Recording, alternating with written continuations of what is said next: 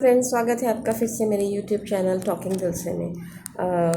मैं आज जिस ऑफिस में बैठी हूँ ना, ये हमारा एक एनजीओ हम लोग चलाते हैं रीयूज़ नाम से, यानी रूरल एजुकेशनल वेलफेयर सोसाइटी।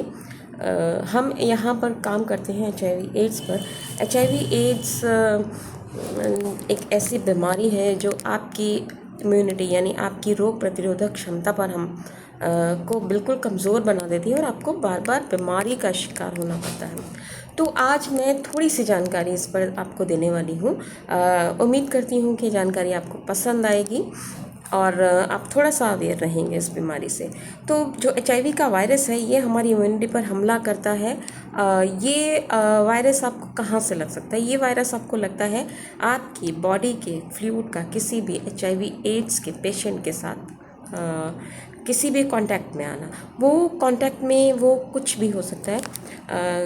वो ये हो सकता है कि आपका ऐसे पेशेंट के साथ सेक्सुअल रिलेशनशिप है विदाउट प्रोटेक्शन के, या फिर आपने ऐसा आपका कोई आप नशा करते हैं, इंजेक्शन से नशा लेते हैं एंड आपके किसी पार्टनर का वो है HIV एड्स का शिकार है आपका कोई भी पार्टनर जिसके साथ आप अपना इंजेक्शन शेयर कर रहे हैं, तो आपको हो सकता है। दूसरा, अगर आप एक ऐसी महिला हैं जिसको HIV एड्स है, तो अगर आपका बेबी होता है तो आपके बच्चे को हो सकता है। ठीक है। इसके अलावा भी बहुत सारे तरीके हैं जो HIV एड्स का शिकार जिससे आप हो सकते हो। आप अगर बाहर आजकल जो है वो यंग लोगों को बहुत हो रहा है, क्योंकि आजकल जो एक नया ट्रेंड चला है जो टैटू बनवाने का। एंड आप अगर पार्लर में जाकर बहुत सफाई से न्यू निडल के साथ अगर ये करवाते हैं तो फिर भी सेफ़ है। लेकिन बहुत सारे ऐसे बच्चे हैं जो सड़क पर बैठे हुए, क्योंकि कम पैसों में वहाँ काम हो जाता है, तो उन लोगों से बनवा लेते हैं। एंड आपको नहीं पता होता कि वो जो सुई है उससे कई बार होता है कि आपके साथ सॉरी, ये कैमरा मेरा थोड़ा सा हिल गया था। तो कई बार ऐसा भी होता है कि जैसे मान लो सेम ही निडल से आपकी फ्रेंड को बनाया, आपको भी बना दिया, या किसी को और पहले बनाया था, आपको जल्दबाजी है, निडल भी नहीं चेंज करवाई, आपने उसी से बनवा लिया। आपको नहीं पता कि हो सकता है कि वो जिसने भी आपसे पहले वो बनवाया है टैटू, वो HIV एड्स का शिकार हो, तो वो आपको इन्फेक्टेड कर सकता है। इसके अलावा आप अगर पार्लर जाते हैं, ठीक है, पार्लर या फिर आप नाई की दुकान पर जाते हैं, आप पुरुष हैं तो दाढ़ी वाड़ी बनवाने जाते हैं, ऐसे पुरुषों वाले पार्लर में जाते हैं, तो वहाँ पर भी आपको ये बहुत सचेत रहना पड़ेगा, आपको बहुत अवेयर रहना पड़ेगा कि वो जो भी इक्विपमेंट्स या जो भी आपके ऊपर ब्लेड्स या कैंची वगैरह इस्तेमाल कर रहे हैं वो क्लीन हो।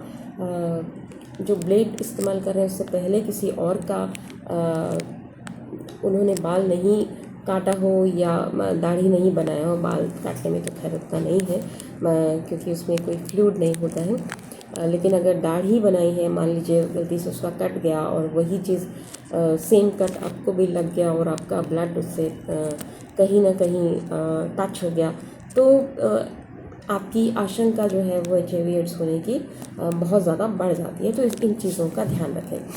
अगर आप सिंपली अपने फिज़िकल नीड के लिए कहीं बाहर जाते हैं, आपके रिलेशनशिप आपकी पत्नी के अलावा किसी और से भी हैं, तो आप नहीं जानते कि क्या वो HIV एड्स के शिकार तो नहीं है, तो इस चीज़ पर अवेयर रहें, प्रोटेक्शन का पूरा ध्यान रखें। आप सिर्फ अपने जीवन साथी के साथ ही रिलेशनशिप बनाएं तो आप हमेशा सेफ़ रहेंगे, क्योंकि आप जानते हैं कि वो आपकी पत्नी हैं, उनके बारे में आप जानते हैं। किसी भी अन्य सोर्स से अगर आप खरीद कर किसी सेक्स वर्कर के साथ आप ये रिलेशनशिप बनाते हैं, तो ये आपको कहीं ना कहीं खतरे में डाल सकता है। तो प्लीज़ अवेयर रहें। ये जानकारी मुझे लगता है आपको पसंद आई होगी। अगर ये जानकारी आपको पसंद आई है तो मेरे चैनल को सब्सक्राइब कर सकते हैं। इसको ऐसे लोगों को सेंड कर सकते हैं जिन्हें इस जानकारी की ज़रूरत है। HIV एड्स पर आपको किसी भी तरीके की किसी भी जानकारी की नीड हो तो आप नीचे कमेंट कर सकते हैं, आप हमसे संपर्क कर सकते हैं। आप HIV की जांच कराना चाहते हैं तब भी आप हम लोगों से संपर्क कर सकते हैं। आप नीचे कमेंट करिए, मैं आपको अपना नंबर या आपके हमारे ऑफिस का एड्रेस आपको दे सकती हूँ, जिससे आप HIV एड्स की टेस्टिंग करा सकते हैं। HIV एड्स के लिए सरकार ने एक मुहिम चला रखी है, उसे ख़त्म करने के लिए हम लोग भी उसका एक हिस्सा हैं। तो अगर किसी को भी इसके बारे में कोई जानकारी चाहिए, कोई मदद चाहिए तो प्लीज़ नीचे कमेंट करें। Thank you so much.